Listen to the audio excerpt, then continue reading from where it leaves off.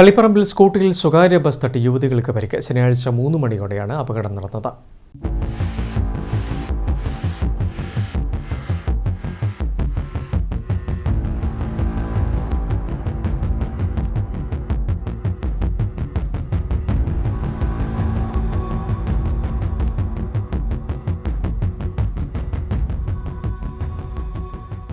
Bus സ്റ്റാൻഡിന് എതിർവശത്ത് ദേശീയപാതയിൽ സീബ്ര ലൈനിന് സമീപമാണ് അപകടം നടന്നത്.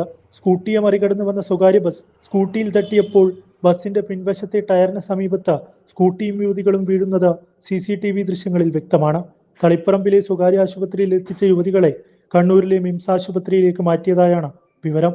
അപകടം നടന്നതിനു ശേഷം പോലീസ് എത്താൻ വൈകിയത് പ്രതിഷേധത്തിനിടയാക്കി. അരമണിക്കൂറിലേറെ നേരം ദേശീയപാതയിൽ ഗതാഗത തടസ്സമുണ്ടായി. ആംബുലൻസ് ഉൾപ്പെടെ ഗതാഗത കുരുക്കിൽപ്പെട്ടു. ബസ് സ്റ്റാൻഡിലെ പോലീസ് ഔട്ട് പോസ്റ്റിൽ പോലീസുകാർ ഉണ്ടായിരുന്നില്ല. News bureau, Taliparamba.